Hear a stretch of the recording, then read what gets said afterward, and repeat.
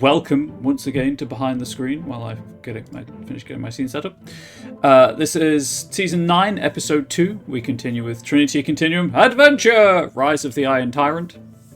Standard disclaimers do apply. I do not speak for Onyx Path, nor is this project official material. All views and opinions expressed are my own, and this material will eventually be able to buy on StoryPath Nexus. I'm merely a grateful fan with a platform.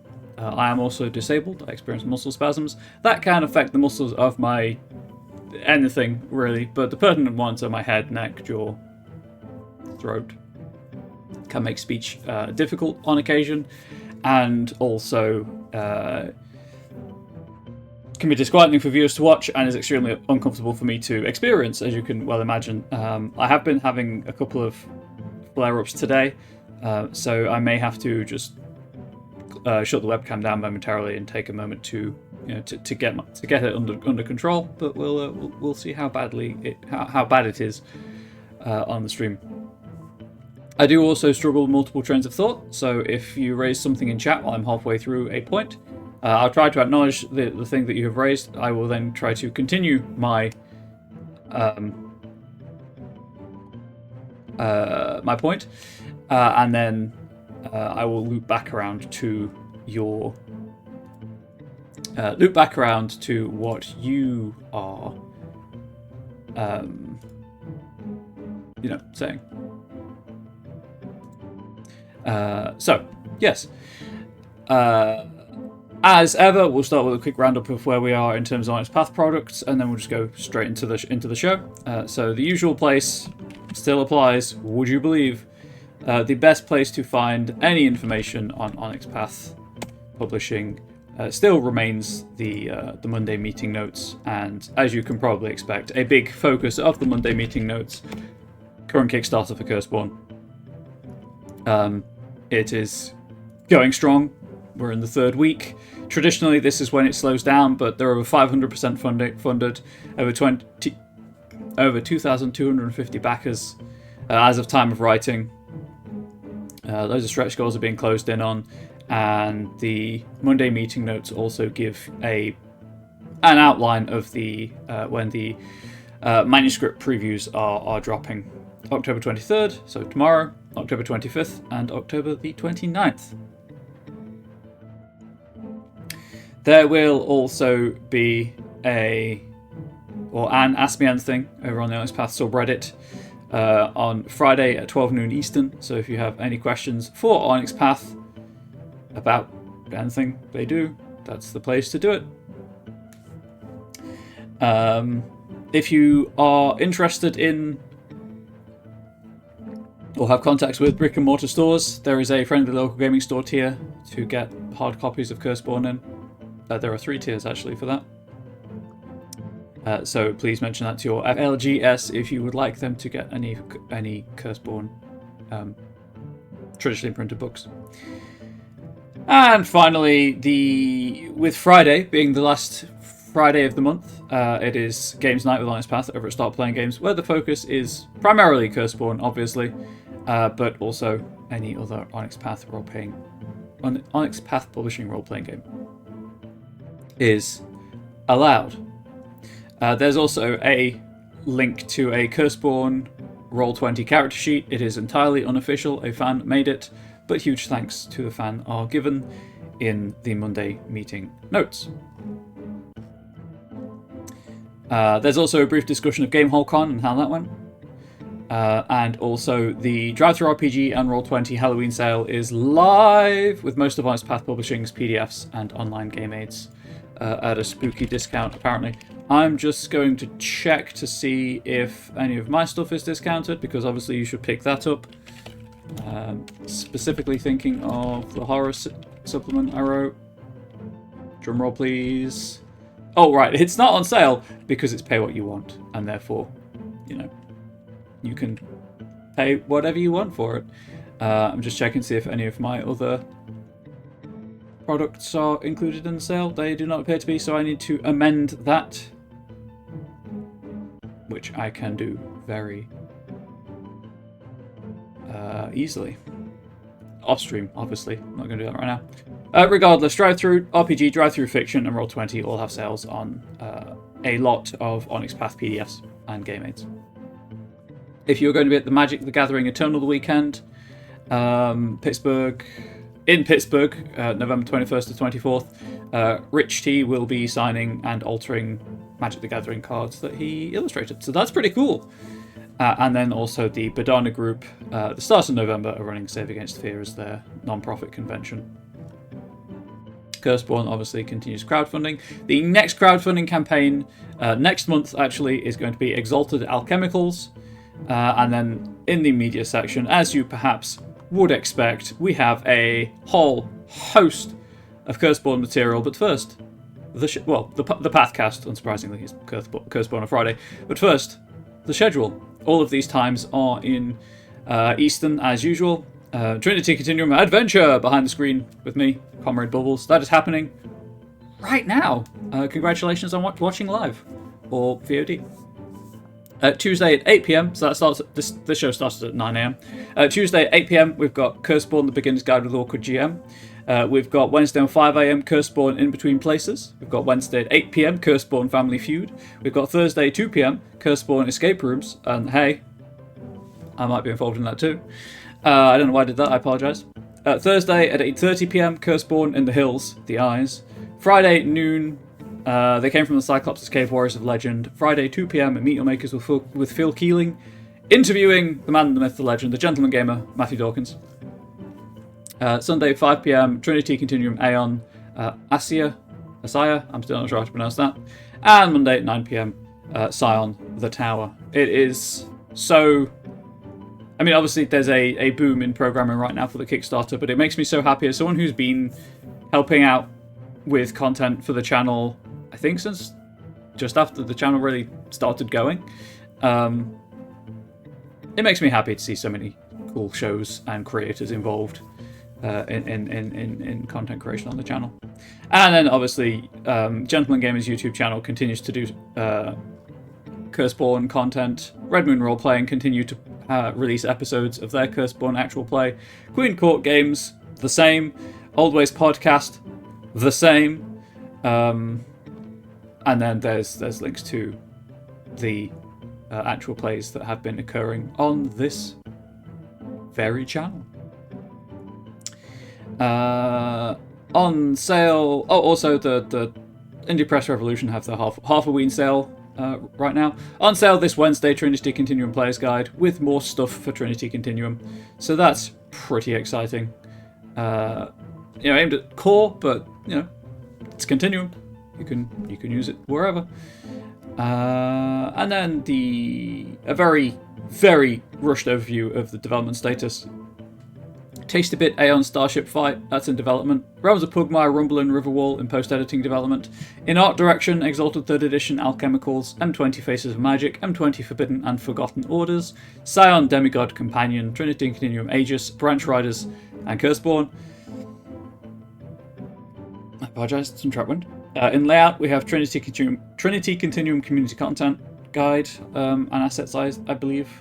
Scion Tasty Bit Combo, Exalted Essence Pillars of Creation, Exalted Essence Deeds Yet Undone, brackets dirt cheap, Scion God Story Guide Screen, Trinity Continuum with Great Power, M20 Victorian Bizarre Tales and Unusual Characters, They Came From RPG Anthology.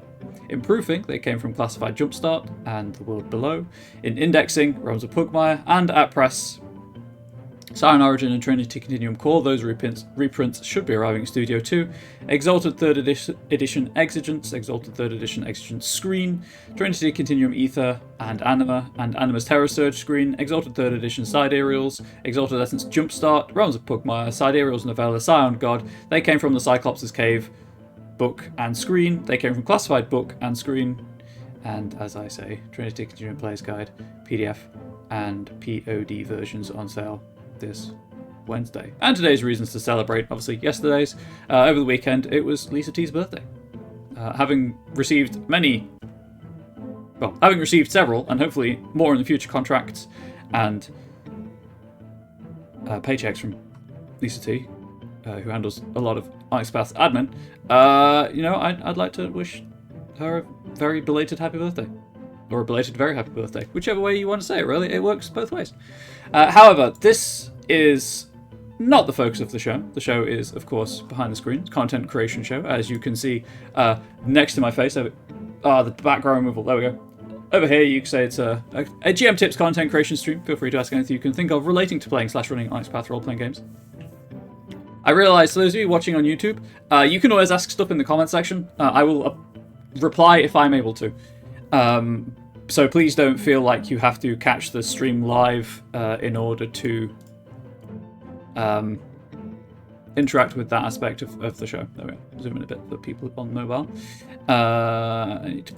I'm clicking all of the wrong things. There we go. So this show, obviously, content creation stream. Last week in episode 1, well, first of all, this season of the show is focused around Trinity Continuum Adventure, a supplement for the Trinity Continuum game line. All of the games out for it right now require, as of date of recording, require the Trinity Continuum core rulebook, and then you've got like Adventure and Ether and Aegis and Aberrant and Aeon and stuff that use those core rules but then build on them. And each of the game lines has, all beginning with A, have their own kind of twists on the rules or new rules, etc. Adventure is set kind of in the mid-1930s, and so between war period. It's heavily inspired by the pulp novels of the time, so a lot of explosive action, femme fatales, guys whose jawlines you could cut glass with, etc. Primarily about hope and the victory over evil that was flooding the world at the time. Obviously, later, a few years after this time period is a bit darker, but we're focusing on the hope of pulp and the ability to stand up against the dark powers and make a meaningful difference. Trinity Continuum Adventure itself is primarily concerned, I should say, with the exploits of player characters who take on the roles of daredevils, who we in later games are called talents. They are explored in a Trinity Continuum core. Stalwarts, who would... So they're all about the manipulation of extra dimensional energies called flux. Stalwarts in in Trinity Continuum Aberrant and Aeon are referred to as novas. They are superheroes, more or less, who use a power source called quantum to kind of affect the world around them. And mesmerists, who are the Syads, I believe, of Aeon, who are psychic. They use their powers to affect their minds and their bodies as like an extension of their mind.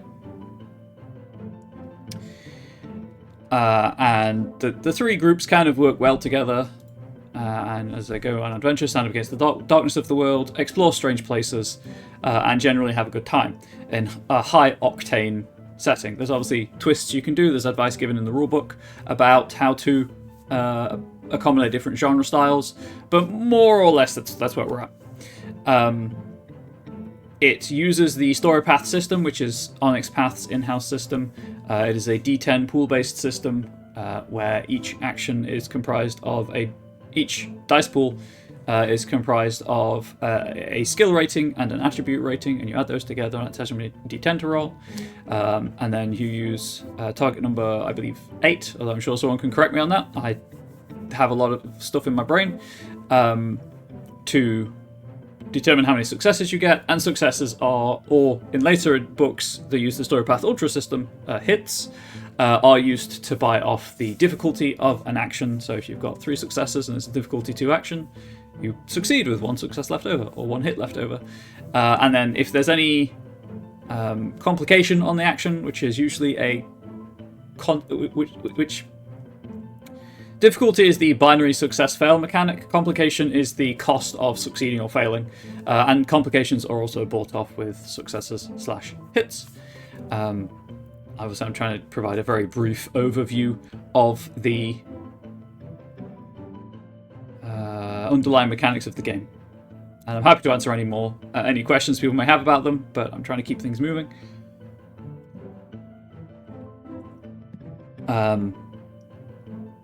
So that's the StoryPath system, and I mentioned the StoryPath Nexus. That is just a community content platform where you can, as long as the game that you are writing content for, or compatible content for, I should say, as long as that game is unlocked on the StoryPath Nexus, you can upload it there. There's a whole host of community content resources.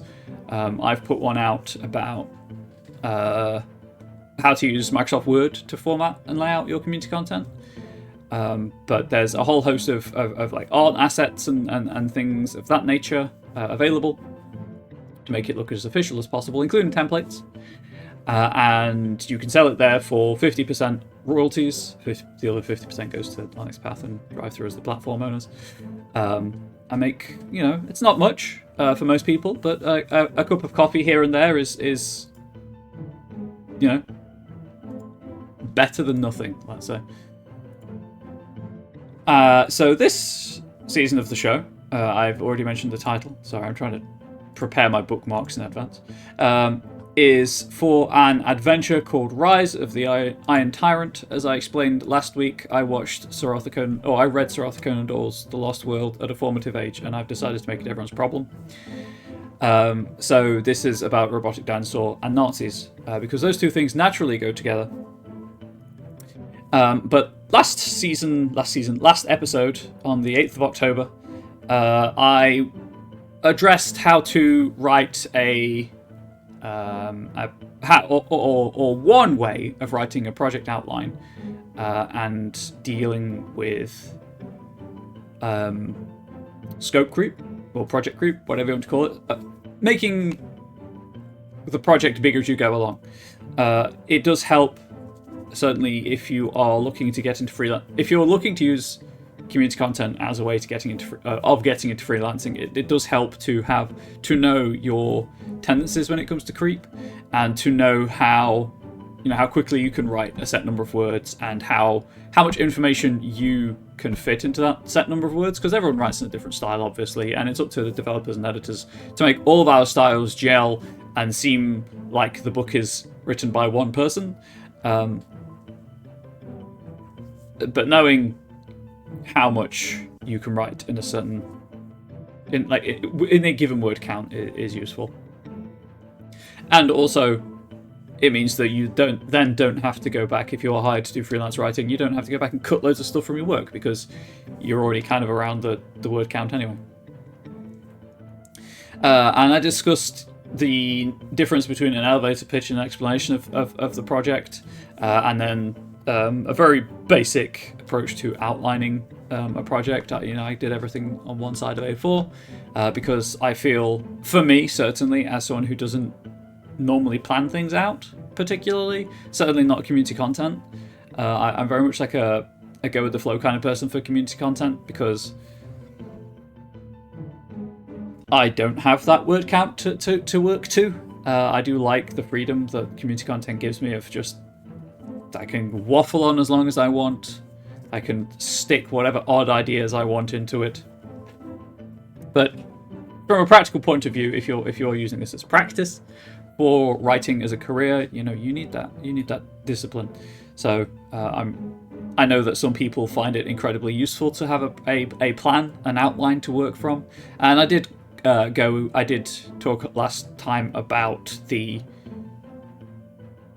how it can still help you if you're someone like me who's not necessarily a planner, how it can still help you to have some framework to work to create your own framework to deal with a chunk of words. But just as a recap, basically, this adventure is going to be about 4,500 words long, not counting introduction or appendices. And even for me, without having some idea of what I'm writing beyond vibes, 4,500 words is a lot of word count to reach with no plan. So having some idea of where it's going, it's not necessary for me. And I say that full of recognition of the fact that I'm incredibly privileged to be in that position where I don't need the outline, and I could just write like I did with my game jam winning entry, begin again. But at the same time, it's useful. It's a tool in the writer's toolbox, so why not use it when the chance is presented to me? By myself, in this instance. So I was thinking, in the week since the last episode, kind of how best to handle this next step. As ever, please don't view this show as or authoritative in any way. I'm not an expert. I simply looked into getting contracts and having the platform to do what I like to do in exchange for some financial compensation through 50% royalties. So I'm not an expert, I'm just someone who's been writing a while. So I have some experience, let's say. So I was trying to think how best to handle it, in what way it would best serve me in terms of the structure of the show, and you as hopefully someone watching / listening to the show to learn, maybe to think about things in a different way, because that's kind of the whole aim of the show. I'm going to say this nearly every episode, is that I'm here to try and help you think about things differently. There's no one-size-fits-all solution. There's no right or wrong way to write particularly. It's all, we're all different, and this is just one way that I can see doing it. As I say, I don't plan that often, so this is, when I do plan, this is how I plan. So please don't expect it to be polished or, as I said, authoritative. It's just a tool. Take it, use it, change it as you need to make it work for you. Regardless, so I was thinking of how to do this, and I know that I've written adventures before on the channel, on this show, sorry. I mean, technically I did write them on this channel too, and I know that I've harped on and on and on about low stakes, investigation, finish with a fight, because everyone ends up, you have that memorable explosive ending that everyone talks about for a while. And it generally is my tried and true method for running introductory games. And this is intended, after all, to be an introductory adventure. More or less. But I've kind of already done that, and I realise I'm reaching the point with the show after 9 seasons. Jesus. Of which I think... Sorry, the Jesus oath curse, taking whatever, was settled, it sank in, the 9 seasons of the show and still doing it. Of which I think 6, maybe 7 were on this channel itself. That I am inevitably, I do repeat myself a lot because there's only so much to talk about, but hopefully it's the same point made in a different way more often than not that can help maybe someone else understand it better than they could the first time. And also every episode could be someone's first episode, so I do kind of like to keep that in mind when I'm talking things through and explaining things. But as I say, I realised I did that, and I did that in, the first, was it 2 seasons of the show were for introductory adventures, and neither of those were planned from the beginning. They were very much I will write I will lay the framework of the story as I go, rather than in advance. So trying to stick with my intention of this season. As being hey, here's an outline, here's a plan, here's how you use it, here's how you can best use it, here's where things you might be able to slim things down for you or ignore things, etc. So I realized that my usual approach of here's my outline and we'll go just doesn't really fit. It doesn't vibe with those goals, and I do very much want to be able to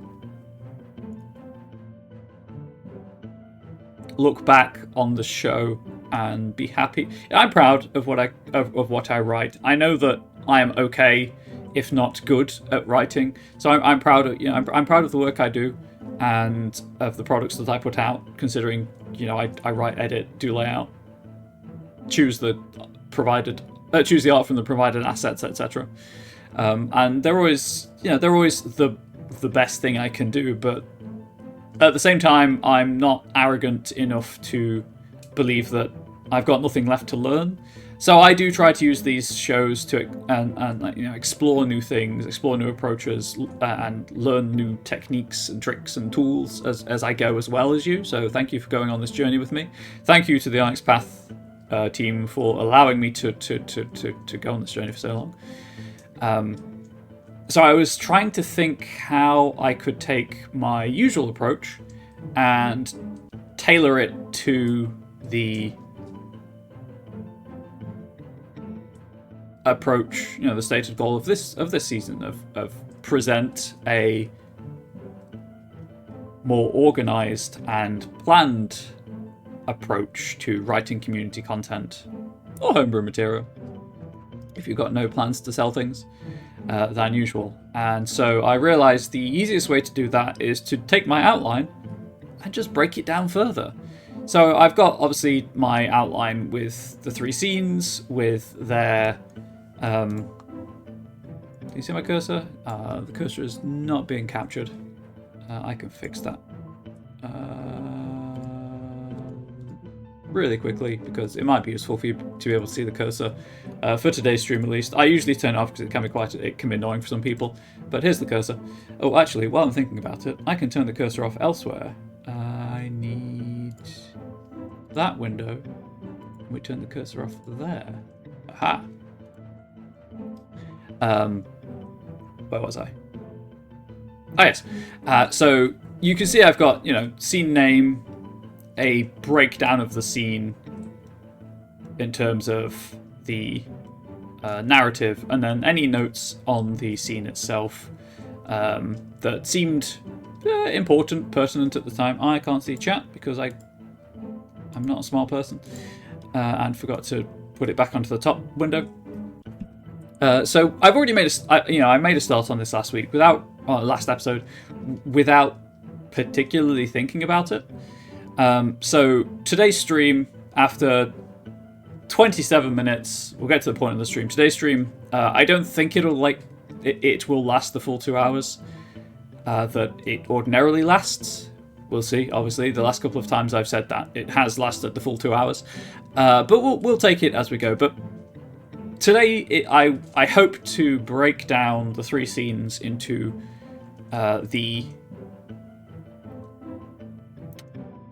key phases of each scene, so that then I know roughly what I'm writing in more detail. This will also help with word count. As I explained last time, I want to keep each scene to 1,500 words. Mostly because that's, as I said, that's just how much I can comfortably write in a day. Obviously, because I'm talking things through on stream, I'll be slower, but we'll cross that bridge when we come to it. It's also a nice amount to edit after the fact, and even though I am a trained editor, it is still difficult to edit my own work. Highly recommend, if you can afford to do so, working alongside an editor. Regardless, so where was I? Yes. Mentioned that 4,500 words is still, it's an intimidating amount of word count to fill, which is why I broke it into 3 scenes of 1,500 words each. That also means that each of the scenes gets equal weighting. Obviously, if you're writing this, if you're writing content or homebrew material for yourself or for more experienced groups, or you are writing it with a very specific purpose in mind,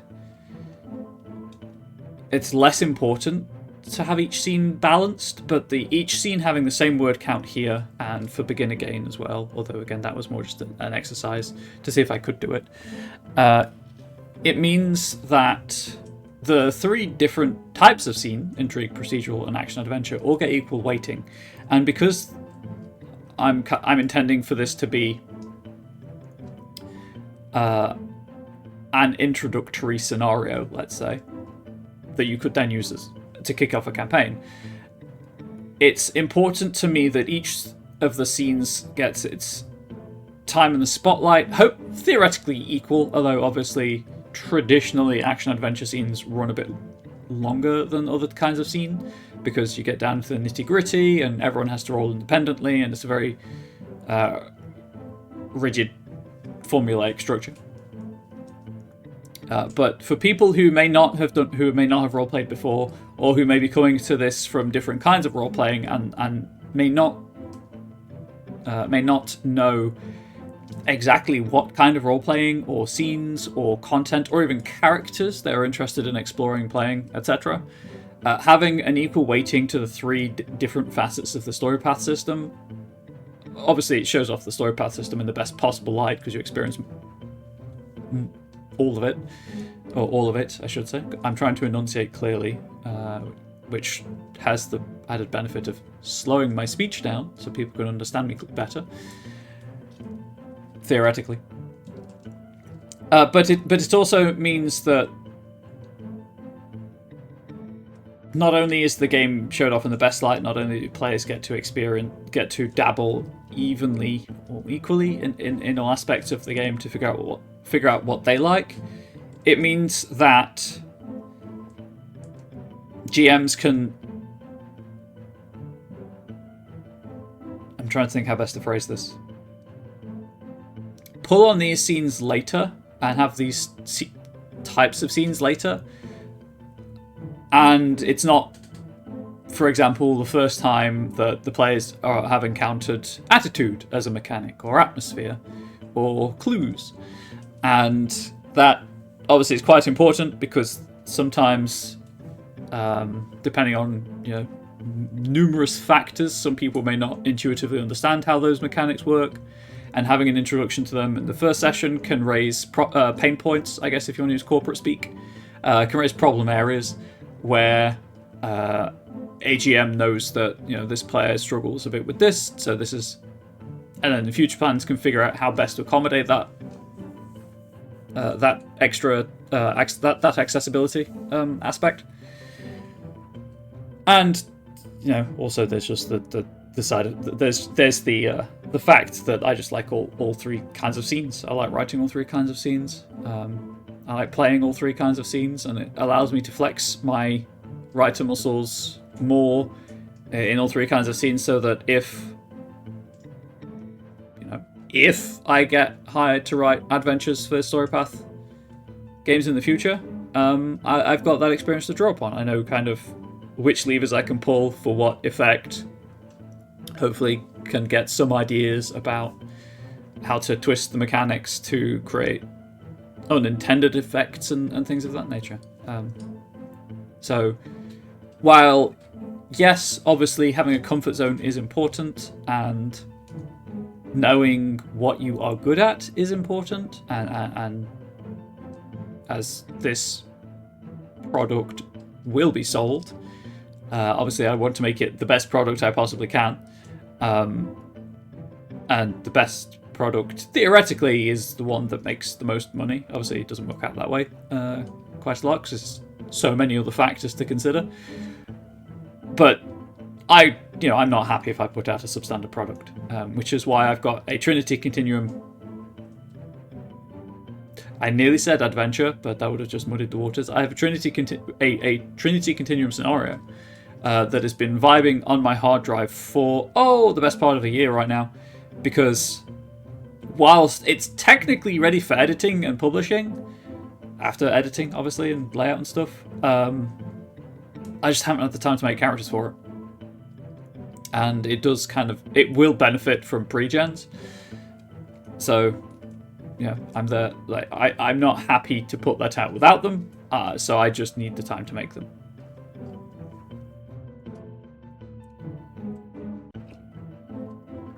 So each of the three scenes gets equal showing. People get to figure out what they like, what they don't like, where they might be struggling. GMs get that experience of of knowing where their players are likely to struggle and figure out how to make that less likely, or how to help that along. It also, of course, ignoring the player character's experience, it also allows the GM to discover and experiment with which aspects of the game they're most comfortable and excited about. And as a table, you can only have an informed discussion about what you'd like to see in a campaign once you know how the underlying system works. So it's all good, really, to have everything represented equally and as neutrally as possible, which is why any hex crawl, hex crawls I do come up with, if I do, I'm not saying I will, I'd like to, because I like giving people tools, but any rules that I do come up with will be in an appendix, because they will not be necessary for the game. I cannot, like, for me, if you're writing an adventure to be an introductory scenario for something, you know, whether that's the homebrew or, I don't know, you get hired to write a World RPG Day scenario, whatever. To me, it just makes the most sense to have the cleanest implementation of the rules possible, so that there's no complications, there's no confusion around what is and what isn't part of the game. I think that's my soapbox done. I think. Obviously, I may return to it in the future. But I've been talking long enough without doing any work, so let us begin. So I've got 3 scenes of 1,500 words each, and while I do naturally like to break things into 3s, because that just vibes better in my brain, like with most people, we'll see where that goes. So we'll start with scene 1, the low-stakes intrigue scene. The PCs must infiltrate a soiree on a blimp, discover the Nazi agents, take the intelligence they are carrying. That being the second iteration. That should not be a semicolon, that should be a colon. There we go. Second iteration of the robotic T-Rex designs. The climax of the scene, something goes wrong with the blimp and it crashes. So, obviously I've got my overall plan of soiree, exploring the jungle, manufacturing base, and the finale that happens in the manufacturing base. That's the 3 strands of the adventure, a very high-level overview. Now, when it comes to individual scenes, you can take exactly the same approach. You can take the scene outline, and you can look at it, and you can try to figure out the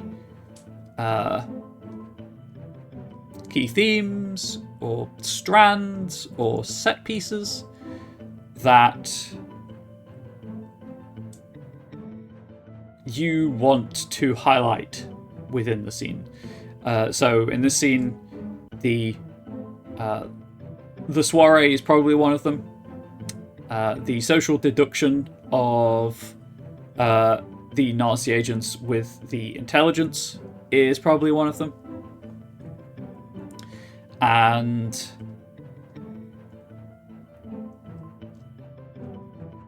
probably the climax of the scene, you know, with the crashing blimp. Or blimp party leads to explosion and crash, as I wrote. So the 3 kind of important things that jump out from my initial scene outline. I just need to copy these onto a new page so that, you know, my initial project outline remains on the first page, and then scene outlines on the second page.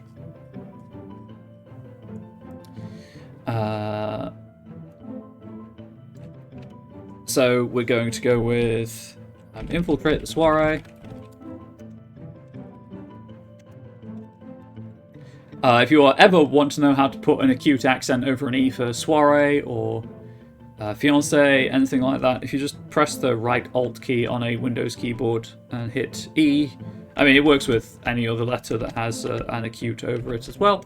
That's how you do it. Otherwise, you can go to the insert area of Microsoft Word, if you're using Word, and do it that way. Infiltrate the soiree seems to be an important one. Figure out the Nazis' identity. will be the second one, and then as I said, the crashing blimp is the third kind of subs. Let's refer to them as subscenes, because that just makes the most sense to my brain. Sections. That's the word I was looking for. Sections. These are the three different sections of the scene, and there's nothing to say when you are writing. Hello, awkward GM. How are you doing this fine day? There's nothing to say when you're writing your own material that you can't interweave the sections. You can't have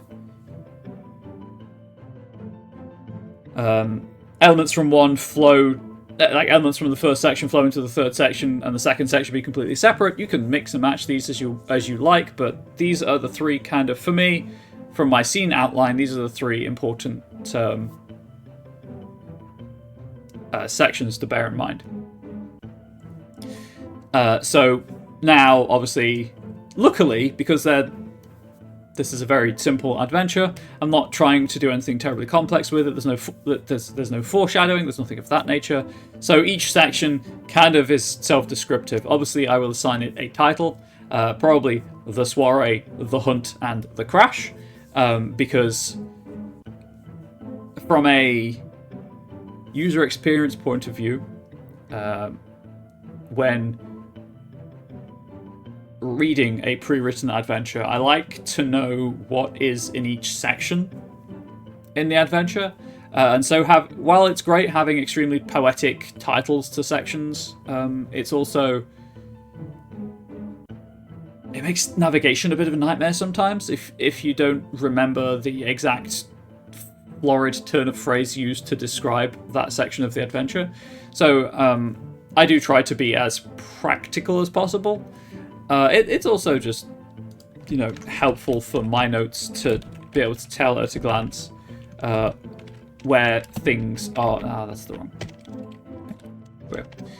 Where things are going. So the soiree, the hunt,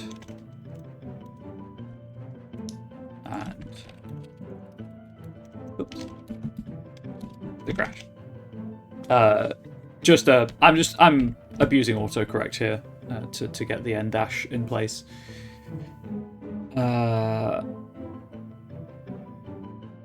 So that's my scene outline, and I've got something else to say before we move on to scene 2 and figure out the outline for scene 2,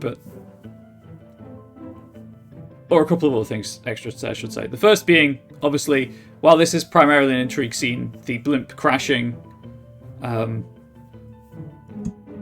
isn't going to be an intrigue. It's not going to be a social related action, and in fact probably won't take up that many words out of the count. So if you're kind of looking at a scene outline, overview, whatever you want to call it, and you're trying to figure out where to assign the words, you don't need to do equal word count to every section, right? A big part of the scene will be the soiree and the hunt. The crash is the end of the scene, and it's still important to the scene, but it's not the focus of the scene. Whereas in some scenes, the climax will be the focus of the scene. But this scene, I've said that in every sentence so far, and for the past 3 sentences, this scene is focused on the intrigue. It's on figuring out who the Nazi is, and probably, where they've stashed the goods. So, if I were not doing an equal word count, I would probably assign the bulk of the section's words to the Nazi's identity. As it is, I'm going to attempt to... I think this makes 1,500 words, right? 650 plus 650 is 1,300. Plus 200 is 1,500. I think that works out. Now, obviously, I am taking this example quite far by assigning a word count at this stage. Ordinarily, I wouldn't bother. I would just kind of write until it felt like I'd done everything I wanted to, and there's every chance that as I'm writing this adventure, I will go back and address the word count, rebalance it as needed. Right now, I don't have any ideas about how to handle any of these scenes. So I may, as I start writing, think that the blimp crash needs more words, so I'll balance things elsewhere. But for now, as a preliminary, knowing that the crashing blimp is going to be...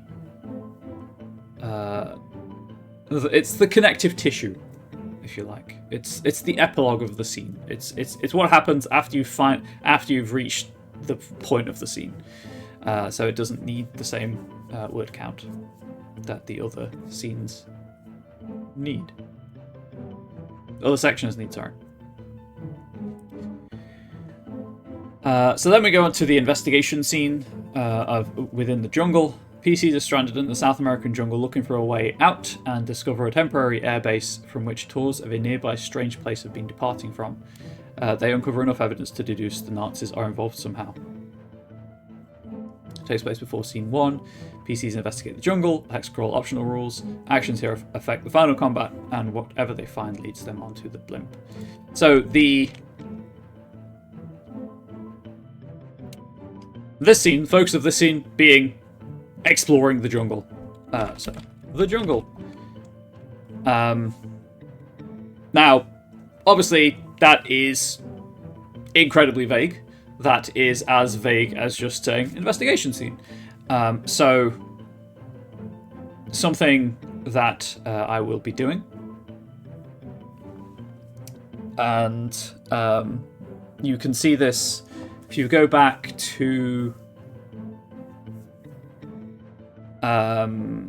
the Onyx Path Publishing virtual convention actual play I did for They Came From Classified. You can see this in action there, where if there is just an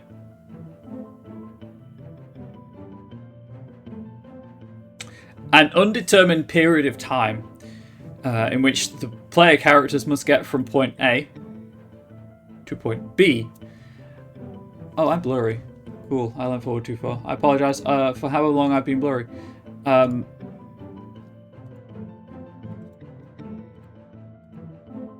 Obviously, you can... Sorry, I just need to check that my Xbox beneath my desk is still on, because I'm trying to install something for my stream later. You can... Am I blurry again? Did that... I am, cool. Rad, love that for me. Maybe blur in our eyes, but you're clear in our hearts. Ah, thank you, Awkward GM. I really appreciate that. I appreciate that so much. I appreciate you. Where was I? Yes, if there is a scene where the player characters have an indeterminate amount of time to get from point A to point B, obviously other games would handle this as with random encounter tables. Or they'd just insert extra stuff to do as side quest content, let's say. Not really an option. Well, I mean, it is an option, obviously. You can do that whenever, but in the interests of keeping this moving and keeping this project within scope, I'm going to handle it as I handled the They Came From Classified game, where it was pretty much a montage of characters moving through and classified the corridors of the undersea base, punctuated by little bubbles of things to do, little rooms to explore. So it'll be exactly the same here. So I need 4 encounters, 250 words each, which puts me up to 1,000, and then, you know, one slightly larger encounter of 500 words to, you know, put it up to that 1,500 words. And that will include, you know, as any read aloud text setting up the encounter is in air quotes, obviously. It's going to be clue gathering places, but for now, that's just where I'm going to leave it at. Although I probably should, as this is the there we go. Scene focused on procedurals.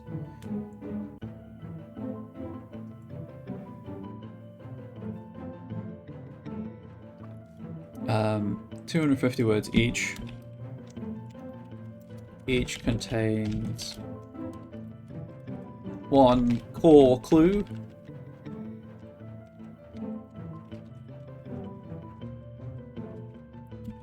and one alternative clue.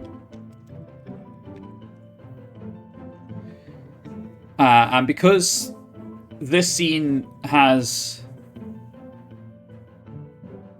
repercussions for the third scene, I'm leaning towards that bigger encounter of 500 words is because it's twice the length of the other encounters, so it has more meaningful weight on the unfolding narrative. So one encounter, 500 words, alters the final scene somehow. I have something in mind for that, but as we progress, obviously I will. As the series goes on, that may change. So I'm not committing to it, so I'm not going to say it out loud right now. But I just want to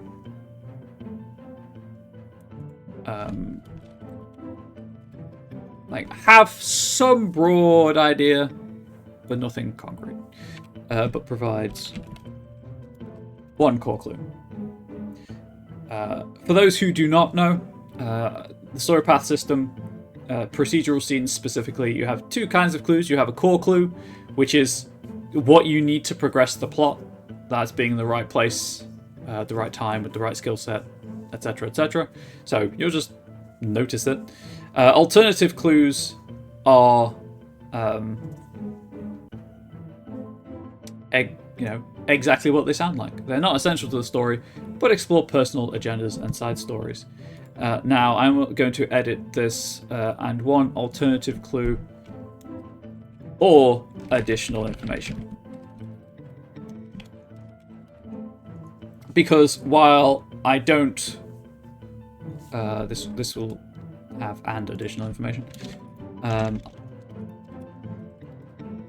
While, yes, as I said earlier, I believe today, I do want this to be very focused on the point of the adventure so that it's simple, it's wrapped up, relatively speaking.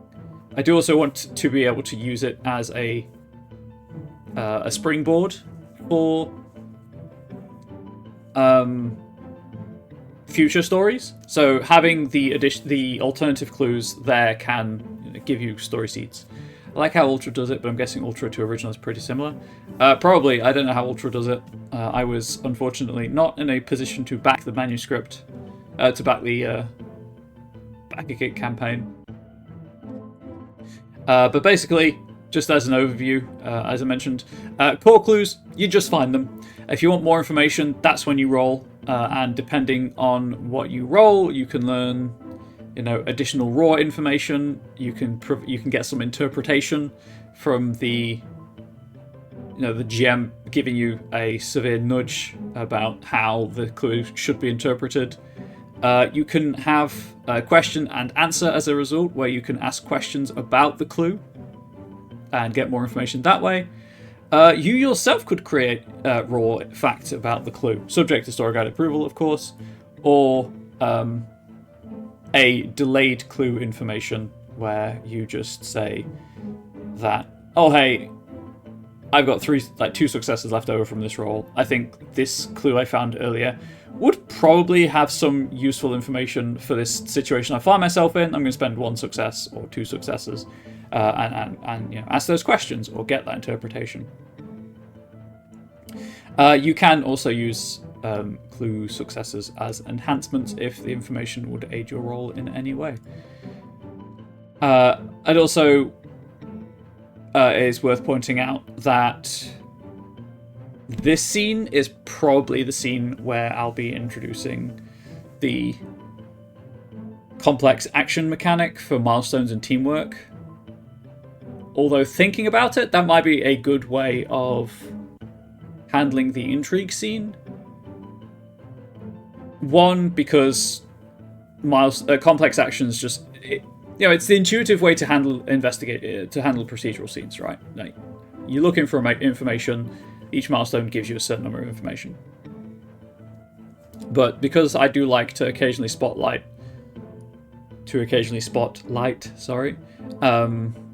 the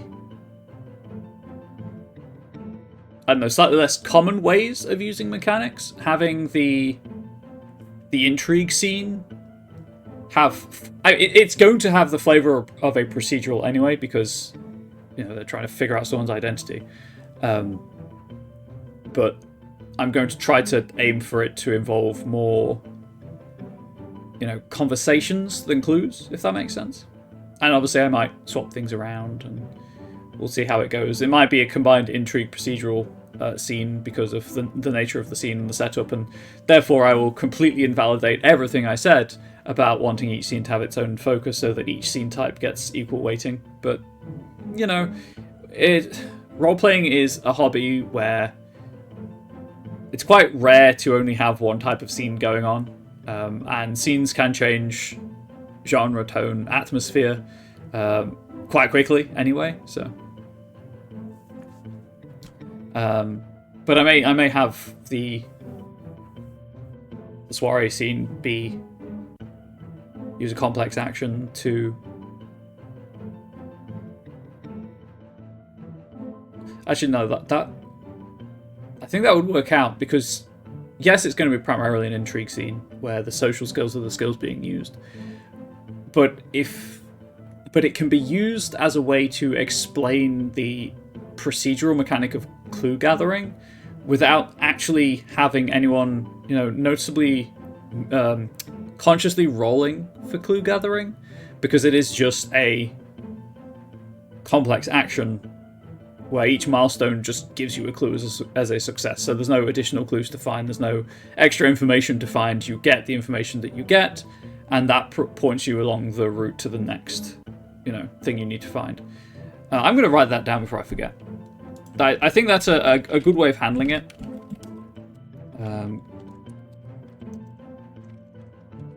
Complex action with X milestones.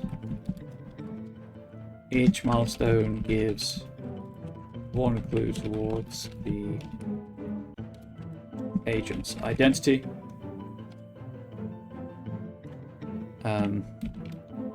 So I guess it's a soft introduction. Nope, I did it again. Soft introduction to procedurals and clues. Apologies for the typing noises. Again, it's the quietest keyboard I could find, but it is at the end of the day right in front of my microphone.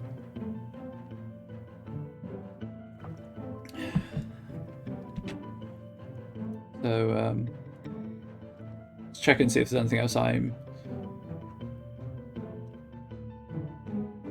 missing. The rulebook does go into more information about the different types of information and clues or additional information that you can get from certain dice pools and certain approaches to gathering information. But I'm just going to leave it as it is for now.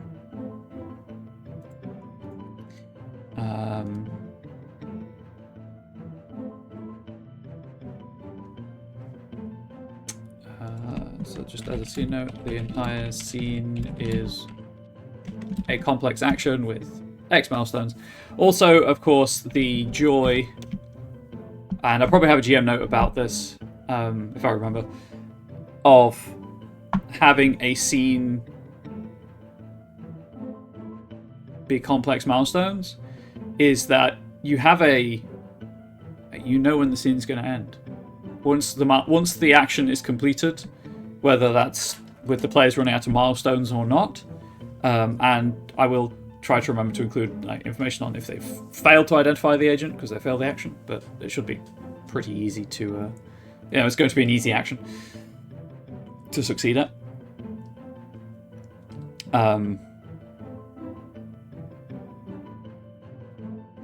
Yes, it means that you know this when the scene is ending, and as the GM, that means that you can, you can just add milestones if you want to extend the scene, or you could remove milestones if the players are moving very quickly, or if they're struggling, or if they're not, engaging particularly with the scene. You can just speed things along by shortening the time in which they have to, to act.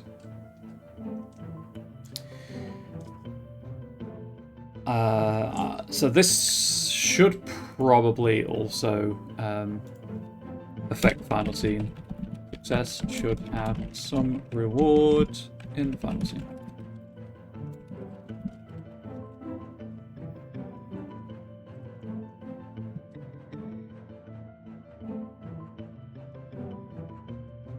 There we go. So the jungle will be a montage.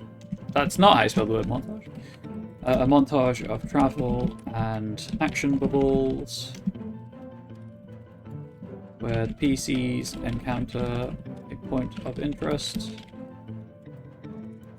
and can learn something from it. So obviously we're going to need a water source of some kind, maybe an abandoned outpost. What else? What else could we have? Broken down vehicles,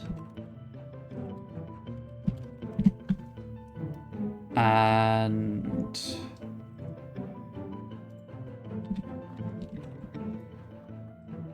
trying to think of something that you could conceivably find in the South American jungle that would lead you to Nazis. Abandoned wood source, abandoned outpost, broken down vehicles, and I guess we should have something that hints towards the dinosaur side of things. Hang on.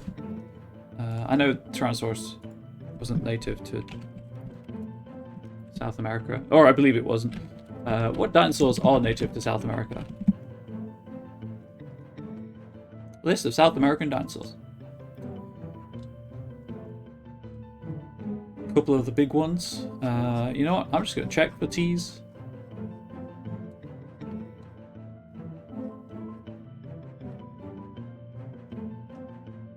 Tyrannotitan. What a name.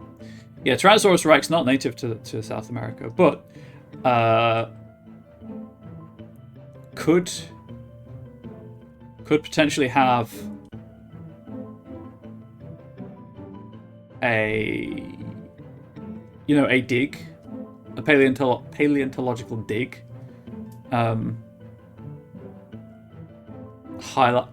hinting at the dinosaur connection that native to North America's Hara dressed on T-Rex. Heck yeah, Hara dressing on Sue. I did see that Sue. There's a temporary exhibition where they've given Sue a body. Like they obviously, for those who don't know, there's a T-Rex skeleton called Sue in the States, and Chicago Museum, I think. And they're doing an exhibit right now where they've taken Sue's skeleton, scanned it in, and essentially made a replica, but a fleshed replica, so you can see what Sue may have looked like. The fact that there are two Sues now just makes me want another Dresden book more. But there we are.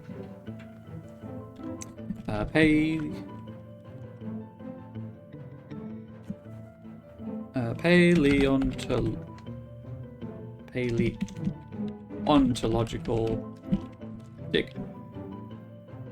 That is a word, I assure you, chat.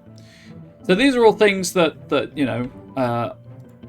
water source clue would, I guess, be something along the lines of frequent use.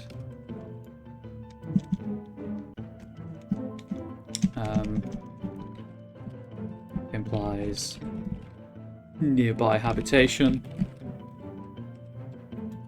Abandoned outpost. Clue. Someone built it.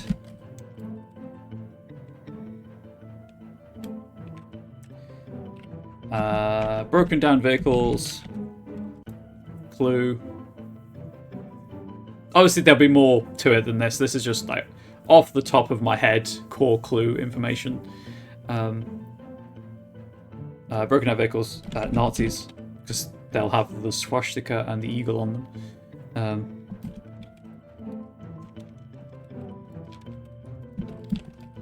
Oh, actually, you know what? Someone built it and abandoned it recently. And then paleontological dig. Clue, interest in dinosaurs. And then because I can, we're gonna indent these so that I know roughly where they, fall. And then one encounter, 500 words. This final encounter will be, a not abandoned outpost.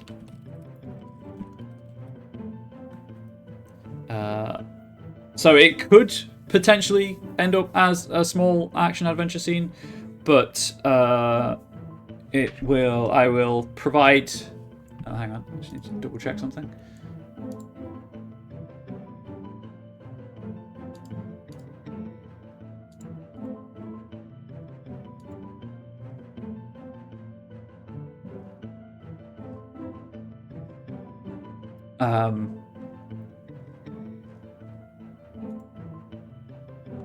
Oh, actually, no, it can't be an occupied outpost, can it? Because it needs to lead into scene 1.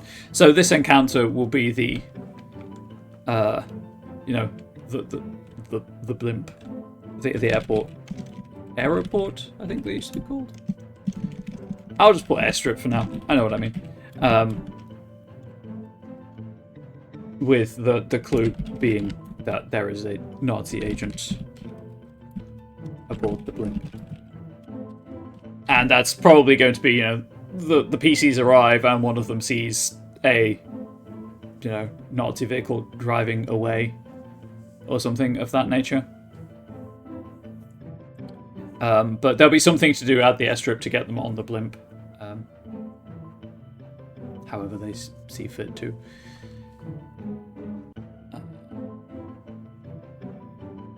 After, poking around a smidge.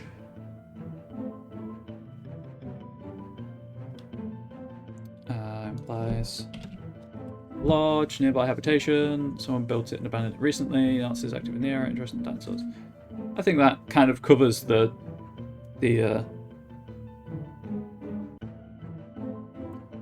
sorry, I'm waiting on a text. That is not the one. The point of the scene is to tell them, there are Nazis here. Allude to the dinosaurs. Get them onto the blimp, and those 5 encounters do that quite handily.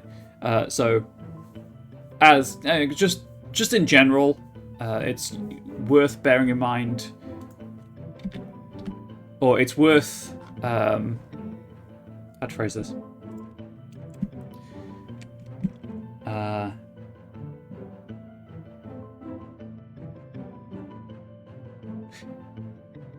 When writing anything, although obviously in this instance focusing specifically on adventures, if you are doing an outline, as I am, it's easy. It is actually easy to do it at this step than after you've written it.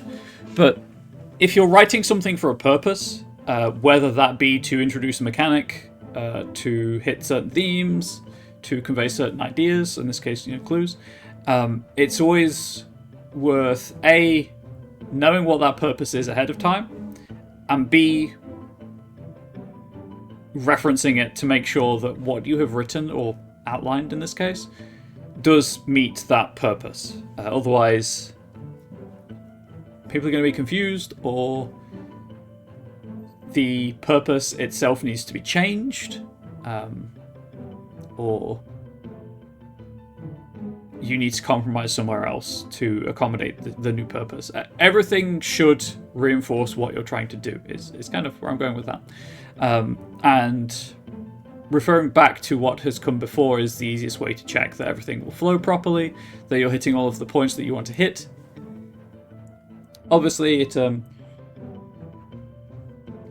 it does depend on what you're writing, the purpose you're writing it for, etc.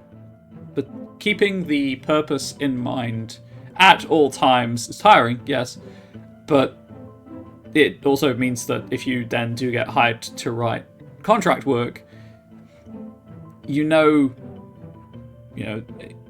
a good developer will give you a good brief, so that you know what you're supposed to be writing, and if you've got that experience of referring back to an outline that you've written, or a developer's a project brief, or just in your head what you want each scene to do, being habitually referring to that is just good practice to get into, to make sure that you hit the points that you need to hit.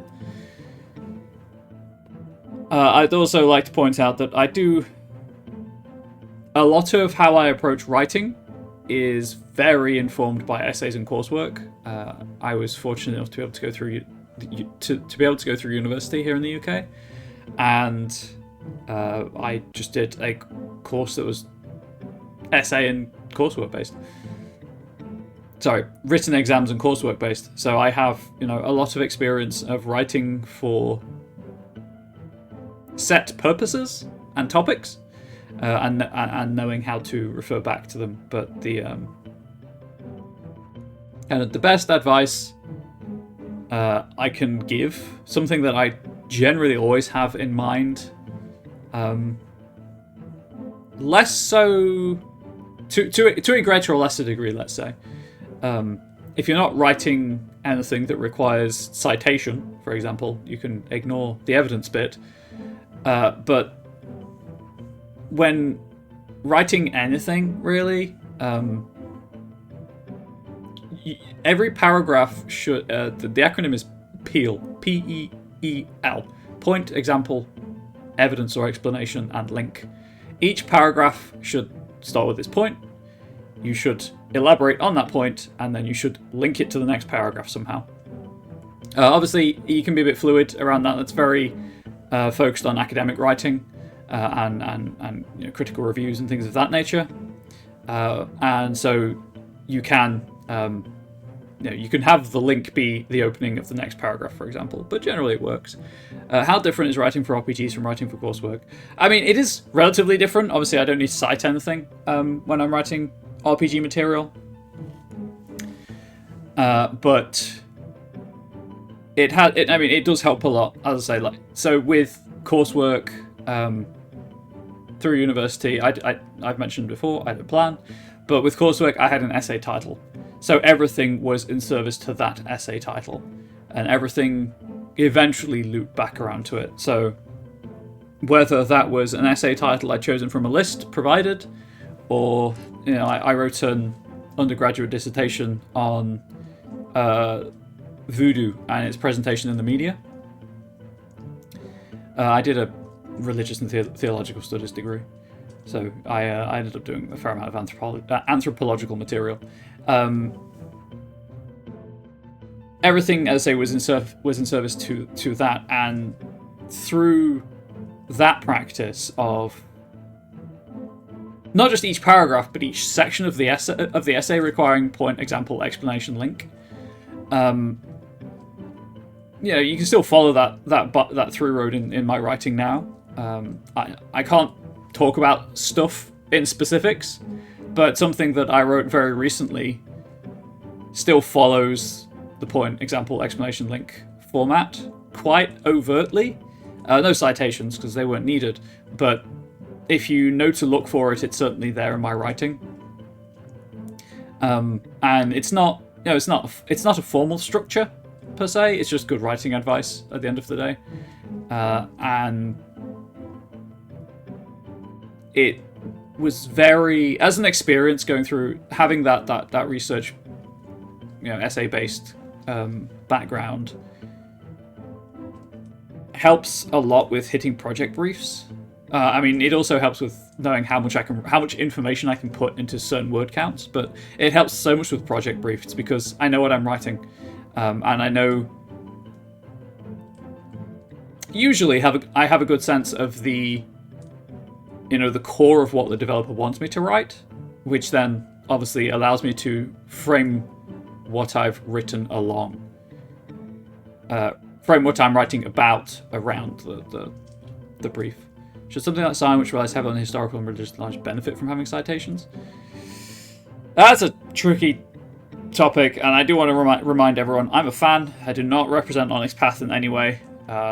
These are all my own opinions. I personally would love not inline citations, but I would very much like an appendix of citations at the end.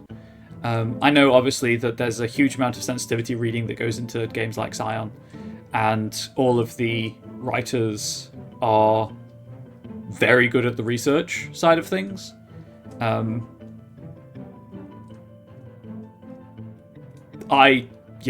know how much of a faff it is to have to reference everything and have to keep an accurate bibliography or cinematography. But I would, for me personally, really appreciate having the bibliography. But I know I can see the argument the other way about why there isn't one, and I really wouldn't. I don't think any role-playing game rulebook is improved by having inline citations and footnotes and things of that nature. I think that detracts from the purpose of the rulebook. Which is why if you look through the Scion Pride stuff that I've contributed, there's no citations. I did my research, obviously, and I can probably remember most of the sources I checked out for my contributions to Scion Pride. But that's as far as it went. I've not written for Scion or similar, so I've not had, that's just me aping the official style than anything else. Hopefully that answered both of your questions, Awkward GM. The TLDR, of course, being that the more writing you do, the better. It helps you learn about your own particular style, about how you like to write, and obviously, as a freelancer, you have to have some degree of flexibility when it comes to writing style, because you have to change things to suit the developer's vision for the book. It's just unavoidable unless you are the developer. And even then, the editor's going to have feedback, I assume. Having never been a developer. Yet. So, it's the same thing as if you want to tell good stories, read. If you want to be a good writer of fiction, just read everything you can. There's something you can learn from anything you do related to what you are doing. So, if you want to write. I mean, I write poetry, I do creative writing, I do mechanical stuff. Obviously, I do adventure writing and things of that nature for my home games. I know where I think that I'm weakest and where I think that I'm strongest. And I know that there are certain things that I enjoy doing based on my mindset and how I'm doing mentally at the time. And it's all just a big learning experience that I'm glad I had the university. I have the university experience to draw upon, because even ignoring the critical thinking side of things, which you should never ignore. Critical thinking is an incredibly important skill set, but because I had to read a lot of different sources, obviously that helps with reading comprehension and with making me aware of different writing styles, making me aware of which writing styles I preferred, which I didn't. One of my lecturers was a great lecturer, but his writing style was very dry. And just the research side of things. Yes, I have a good memory, and I know that I'm very privileged to have a good memory, but it's, at the end of the day, going through official material, or the resources like Buried Bones that Eddie put out for Pugmire, where it's kind of a developer's commentary on the rules, and advice about homebrewing and writing and stuff. Because I have that research skill set of being able to figure out the core information of what I'm looking for. One, it just helps with flicking through rule books, but and writing summaries of rules that trip me up occasionally. But two, it means that I know when I'm writing an adventure or a monster or a new mechanic, I'm usually okay at, hey, there's an example somewhere along the lines of what I'm looking for in this book somewhere, and scanning the book quickly to figure out where that example is, and then because once I've got the actual game text in front of me, I can then look at it and have the skill set to figure out, what I shouldn't change, what I could change, what I absolutely should change, and what is not needed in the slightest, because it's irrelevant. And knowing all of that and being able to do that in a timely fashion, because while I'd love to say that deadlines are always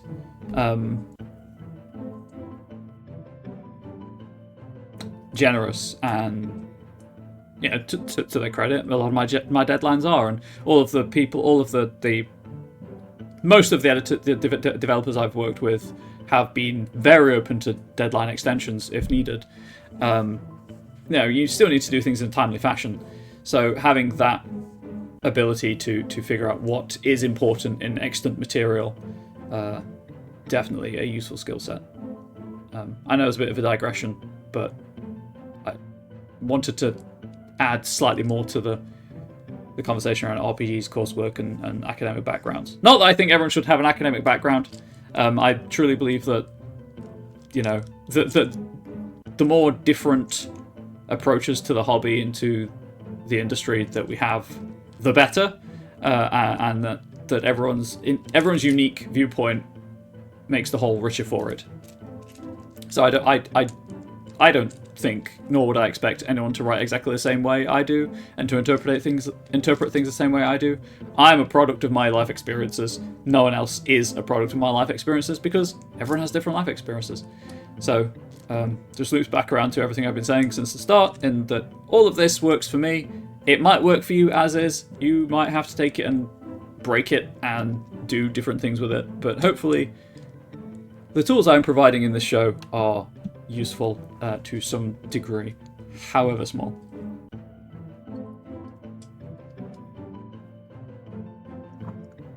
Right. So I've got 2 scenes outlined. I'm going to put my fidget dinosaur back because I didn't need my hands again. The final scene, it's an action-adventure scene. It is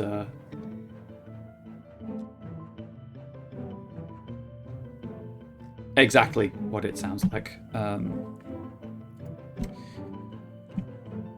PC's found a map of the jungle one of the dead Nazis with a secret manufacturing base marked on it. Oh, also, I wanted to kind of address genre conventions for a moment with the fact that, the blimp just happens to crash in the right place.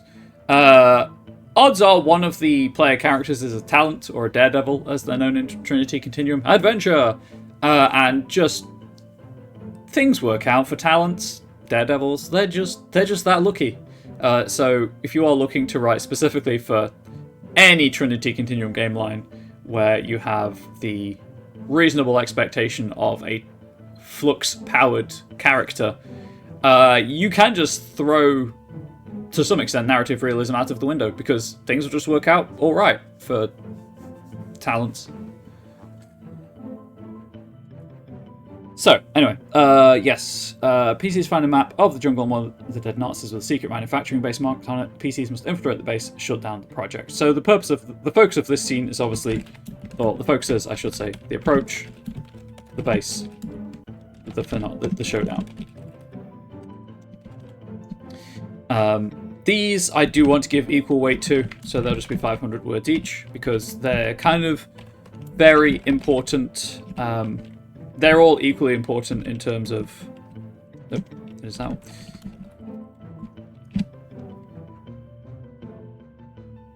Sorry. They're all equally important in terms of the scene. The approach will determine how on alert the base is, and then that will determine how hard the showdown is. You know what, I'm going to make a note of that actually. That's how alert the soldiers in the base are. I'll sort out formatting in a minute. Determines how many reinforcements there are in the showdown. And I have ideas for all of these.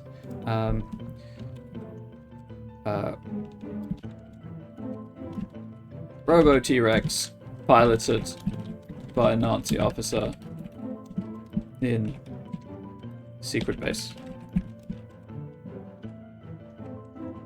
I have ideas for how to handle all of these. Again, they're all very fluid right now, so I don't want to say anything before commit. I don't want to commit to anything apart from the fact that there will be a robot T-Rex piloted by a Nazi officer. Actually, they don't need to be indented. Just do the one indent. It's kind of a It's just more information on the section.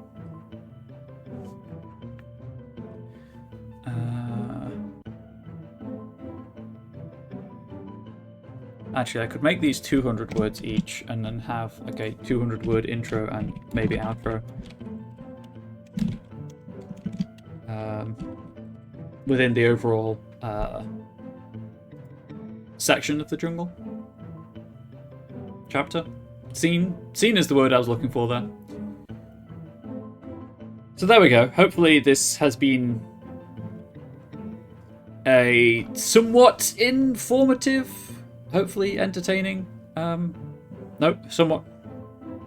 hopefully somewhat informative, but maybe entertaining breakdown of how you can take the skills and approach I was talking about last stream with planning an adventure and apply them to individual scenes to figure out how to break the word count of a scene down if you're working as I am with this project to a fixed word count as just a useful skill to have.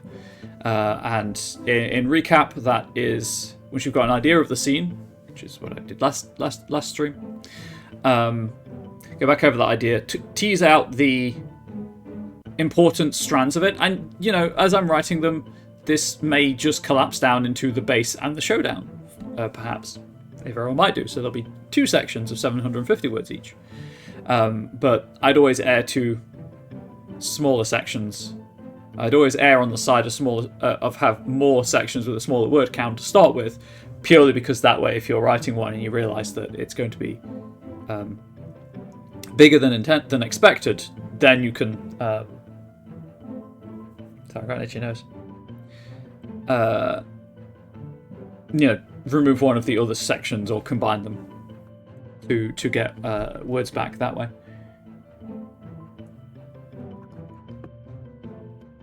And obviously,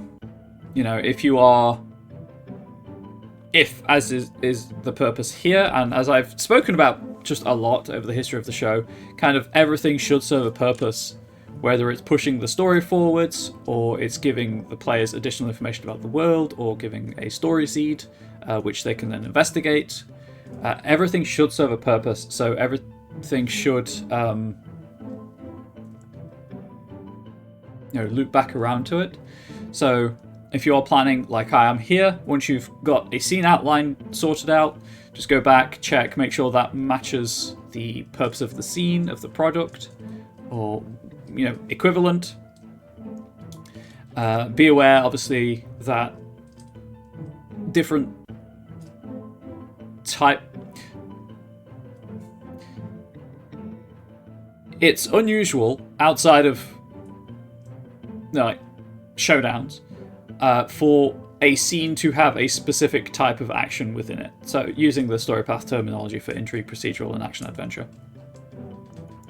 So while yes, the focus of the first scene is more on intrigue and introducing the social combat or the social mechanics of the game, it's also got a soft introduction to procedurals by introducing clues. And then, you know, scene 2 is nominally a procedural scene, but it could include some mild action adventure elements, even though if I do decide to put those in, I will I'll address like one roll combat versus using it as a specific like full action adventure sequence. And then with the last scene being an action adventure scene, there's not any need for intrigue or procedurals, but they might try to talk their way into the base, in which case, you know, they will be addressing the intrigue mechanics of the game. But if you are just tuning in, or if you've caught the end of the video of the stream for whatever reason, and do want to loop back around to me explaining that in fuller detail as I go through it, or in advance or before I go through it, you can do that in a couple of ways. If you are a subscriber to twitch.tv/the Onyx Path, which is the Twitch channel that this show broadcasts on, you can watch the video on demand straight away. If you are not, but have a Prime Gaming account, you can, or just a Twitch Prime account, which you can link to an Amazon Prime account, which you can link to your Twitch account for a Prime Gaming account. You can use, you get one free subscription a month, and you can use that here. You get the same benefits as if it were a Tier 1 subscription, and so do Onyx Path Publishing. So you also get that sweet video for instant access to the video on demand. If you are not a subscriber for whatever reason, or don't want to be for whatever reason, it's totally valid. If you wait a week, this video will be available to watch on Twitch. Again, twitch.tv/the Onyx Path. And it will also go up on youtube.com/@comradebubbles, which is my YouTube channel, because Onyx Path were kind enough to give me permission to do that. Before I do all the outro stuff, though, a swift recap of the Monday meeting notes. Understandably, a lot of the focus is given to the current Curseborn Kickstarter. We're in week 3. It will be ending, I assume, next week. The Monday meeting notes provides information on the manuscript previews, which the next 3 manuscript previews, October 23rd, October 25th, and October 29th, as well as there will be the last Ask Me Anything for the Kickstarter will take place on Friday at 12 noon Eastern US on the Onyx Path subreddit. There is a link to a Curseborn Roll20 character sheet if you are using Roll20 for your Curseborn games, using the Ashcan, which is available now. Information is given on GameholeCon. There are a couple of links to Drive-Thru's Halloween sale. Drive-Thru and Roll20 both have Onyx Path PDFs and online game aids discounted. Indie Press Revolution are also having their Halloween sale.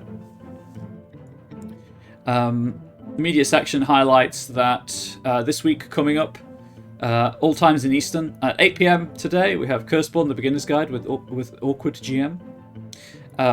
Wednesday, 5 AM, Curseborn In Between Places. Wednesday at 8 PM, Curseborn Family Feud, I believe also with Awkward GM. Thursday, 2 PM, Escape Rooms with me. I'm not running that. I'm playing in it. I'm managing to play something for once. It's incredible. Thursday at 8:30 PM, Curseborn in the Hills, The Eyes. Friday at noon, They Came from the Cyclops' Cave, Warriors of Legend. Friday at 2 PM, Meet Your Makers with Phil Keeling, interviewing Matthew Dawkins, the gentleman gamer himself. Sunday, 5 PM, Trinity Continuum Aeon Asaya, still not sure. Monday, 9 PM, Scion, The Tower. There are links to numerous actual plays and informational videos around Curseborn in the media section, as you can possibly expect. On sale this week on Wednesday, Trinity Continuum The Player's Guide. That is a wide assortment of extra cool stuff for Trinity Continuum. And then I went through all of the project status stuff at the start of the show. If you like me, for whatever reason, and would like to find me elsewhere on the internet, I am on several social media websites and also Twitch. You can find me at link linktr.ee/bardicbubbles. That has pretty much all my links, like my portfolio, my YouTube channel, my Twitch channel. I will be live on Twitch in about 45-ish minutes anyway. If you do want to talk RPG things, I'll be playing something video game related. I haven't decided what yet. But if you, as mentioned, if you did miss the start of the video, next Tuesday, theoretically, this will go up live over on YouTube. I think that's it, really. I'll be around for a few more minutes in chat if you have any lingering questions. But please do stick around for the post roll for a reminder of what's coming up on the channel over the next week or so, I should be back. Hang on, I just need to check the calendar.